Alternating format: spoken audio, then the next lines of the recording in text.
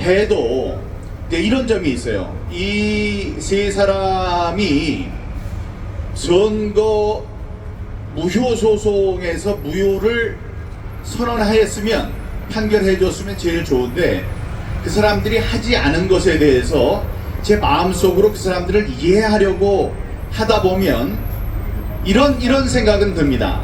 그러니까 민경욱이 제기한 선거 무효 소송에 대해서 그 선거가 잘못됐다라고 무효를 판결하게 되면, 일단 그 당선됐던 많은 국회의원들의 당선이 취소되고 재선거가 있어야 한다. 그러면 감당이 안 되는 거죠. 감당이 안 되기 때문에 이 감당이 안 되는 양심에는, 자기네들이 양심이 있으니까 이 선거 때 나온 증거들을 보면 부정선거라는 것이 확실한데, 그런데 그렇게 판결을 하다 보면 입법부가 완전히 흔들리니 자신이 없다. 이걸 내가 어떻게 되니 자신이 없다. 그래서 그냥 부정선거가 없었다. 선거 무효가 아니다. 그 선거는 유효했다라고 판결을 내렸을 수 있다고 이렇게 마음속으로 생각을 해봅니다. 근데 그게 그렇게 양심에 그 꺼리낌이 없이 지나갈 수 있는 일이 아니었습니다. 그게 왜냐하면, 이걸 내가 무효라고 하면 큰일이 벌어지기 때문에 이쪽 길로 간다 해서 갔는데, 그 일이 그냥 끝나는 게 아니에요. 자, 제가 말씀드리고 여러분들도 잘 아시지만, 여러분 만약에 부정선거가 있었으면 거기에 눈 딱 감고 이거는 양심과 법률에 의해서 부정이었습니다 라고 얘기를 하면 모든 게 해결이 될 수 있었습니다. 그런데 그렇게 하지 않음으로써 어떤 일이 벌어졌느냐, 부정선거를 저지른 놈들은 한 번 잘못한 거예요. 한 번 잘못한 것에 대해서 이 큰 권위를 가진 대법관들이 야, 너희들이 잘못해서 부정이었어 라고 말하면 그것으로 그칠 것이, 이 뒤에 있는 대법관들, 아까 얘기했던 3명이 부정이 없었습니다 라고 얘기함으로 해서 부정선거가 영속화됐습니다. 부정선거가 제도화됐어요. 이 1000장의 일장기 투표용지가 나온 것을 두고 이 사람들이 문제가 없습니다, 1000장을 찍어야 됐던 사람이 나와서 선서를 하고 증언을 했는데 제가 그걸 찍지 않았고 제 밑에 사람이 찍었다는 보고도 듣지 못했고 제가 하루 종일 돌아다니면서 보지도 못했고 다음에 한 사람도 저한테 항의한 적이 없습니다 라고 했던 1000장의 부정선거의 증거를, 그게 문제가 없다고 함으로써 지금 선관위는 얘기하고 있습니다. 여러분, 1000장쯤 일장기 투표용지가 나와도 그 선거는 잘못된 선거가 아닙니다라고 이야기를 하고 있습니다. 그래서 앞으로 있는, 아니 지금 우리들도 마찬가지예요. 앞으로 있는 선거에서 한 1000장쯤의 잘못된 투표용지를 집어넣지 못하는 놈이 바보가 됐습니다. 왜냐? 네, 왜냐? 그것이 정당하다고 얘기를 했기 때문에 여기에 있는 대법관들은 이 우리 대한민국의 역사에 가장 큰 죄인이 됐다, 이런 말씀을 드립니다. 맞습니다. 그 사람들은 선거를 잘못했던 부정선거범들보다도 훨씬 잘못된 사람들입니다. 맞습니다. 네, 이 사람들이 그냥 그 위기를 모면하기 위해서 그냥 뭐 별일 없겠지라고 했지만 바로 그 일이 용서받을 수 없는 일이 됐다. 예, 이런 말씀 드립니다. 그러면 지금은 어떨까요? 지금 14명의 법관 가운데, 대법관 가운데 한 명, 조희대 대법원장 빼고 13명 가운데 9명이 우파입니다. 우파예요. 우파면 자유민주주의의 이 제도를 떠받치는 민주주의의 꽃이라고 하는 선거제도가 제대로 굴러가게 하기 위해서 자기의 맡은 직분을 다해야 합니다. 근데 여러분 잊지 마세요. 조희대, 우파가 뽑은 대법원장 조희대가 인사청문회에서 뭐라고 했느냐? 부정선거가 있습니까? 했더니 아하, 많은 분들이 이 보고 있는 감시를 하고 있기 때문에 부정선거는 불가능하다고 생각합니다. 이렇게 얘기했던 사람이 조희대입니다. 여러분, 우리 편이 됐으니 잘 될 거라고 생각하는 거 그거 아니에요. 그렇게 됐으면 좋겠는데, 아니 저기 앉은 조희대 그 자가 바로 그랬어요. 인사청문회를 할 때 부정선거는 세상에 없습니다. 그 많은 사람들이 지켜보는데 어떻게 부정선거가 있습니까? 라고 얘기한 사람입니다. 우리가 좀 희망을 품고 박수를 보내주고 이러고 싶지만 그렇게 되지 않는다고. 이 사람도 물러나라. 조재현, 이동원, 천대엽과 똑같은 사람이라는 생각을 하고 우리가 싸워야 된다는 말씀을 드립니다. 너무나 슬픈 일이지만 그렇습니다. 안 그랬다면 6개월, 180일, 한 달 남겨놓고 여태까지 아무 짓도 안 하지 않죠. 좌파 판사들이었으니까, 좌파 대법관들이었으니까 그들은 그랬을지라도 이 사람들은 안 그럴 것이다 라고 우리가 희망을 품고 싶지만 그렇지 않은 것이 지금의 현실이다. 그러니 우리가 여기서 싸워야 되는 겁니다. 그러니까 여기서 우리가 싸워야 되는 거예요. 그게 가슴이 아픈 겁니다. 그냥 우리는 우리대로 살고 저 사람들은 아주 훌륭한 일을 하라고 해서 너무나 훌륭한 대우를 받고 있습니다.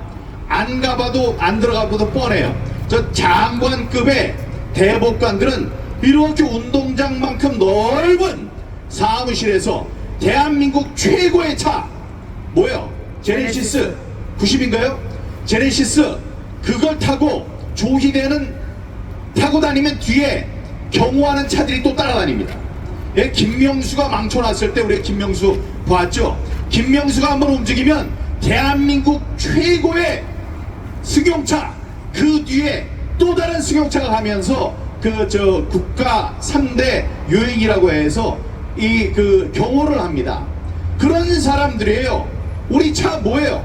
소나타, 저는 소나타 타고 다니는데 그런 거 타고 다니면서 우리 일을 하도록 놔두면 됩니다. 그런데 이 사람들이 제대로 일을 하지 못하고 있습니다. 그러니까 슬픈 거예요.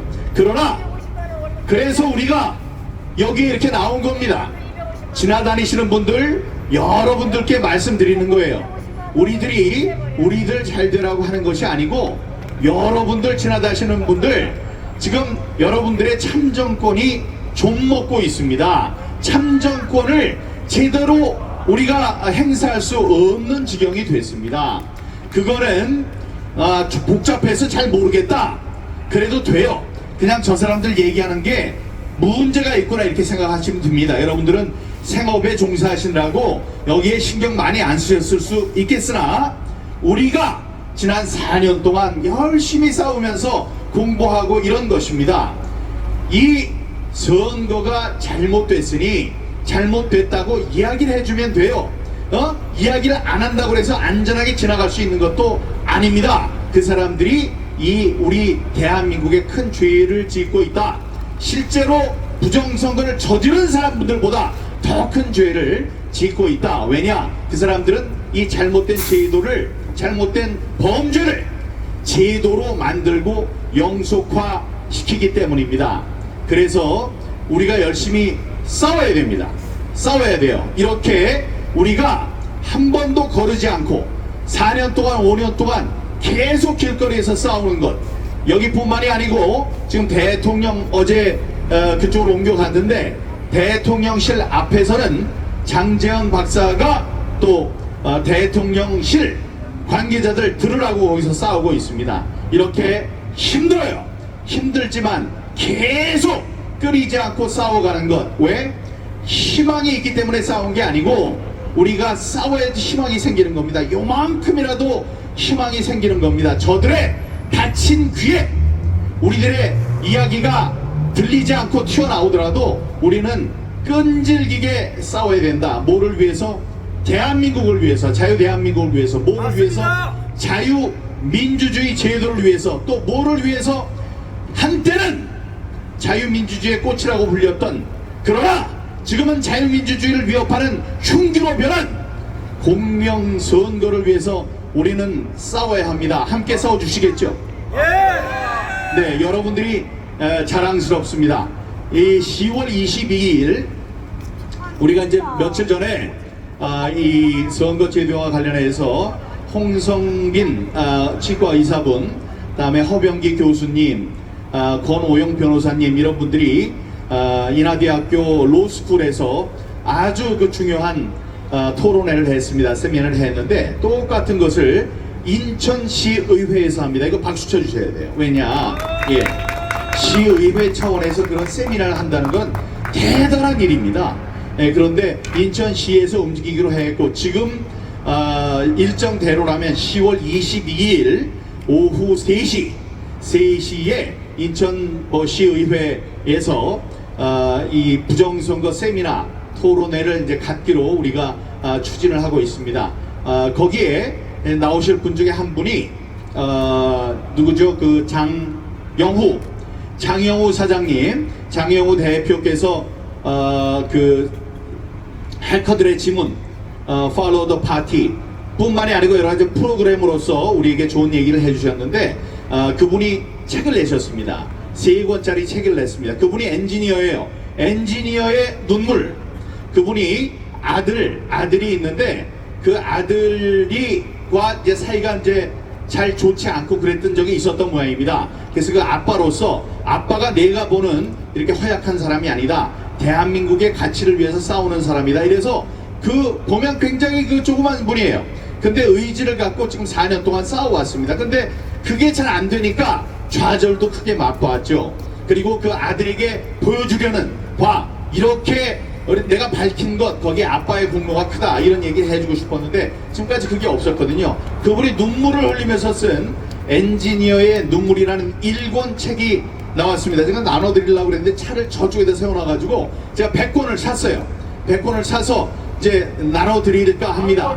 예, 그래서 예, 다음번에 그걸 다 가져올진 못하더라도 몇 권 이제 나눠드리도록 이렇게 할 거고 그분이 하나 둘 세 번 11월 달에 하나 또 1월 달에 하나 해서 3권의 책을 내신다고 합니다. 그분도 10월 22일 인천시의회에서 개최하는 세미나 부정선거 세미나에 나와서 발표를 하시기로 오늘 약속을 조금 아까 만나고 왔는데 약속을 하셨으니까 여러분 관심을 가져주시기 바랍니다. 구호 하나 하겠습니다. 조희대는 각성하라! 각성하라! 각성하라! 각성하라! 조희대는 각성하라! 각성하라! 각성하라! 각성하라! 우리가 우리 편인 줄 알고 있다가 그 믿는 도끼에 발등 지키는 일이 많습니다. 예, 그런 면에서 조희대의 각성을 우리가 촉구해야 한다는 말씀을 드리겠습니다. 감사합니다.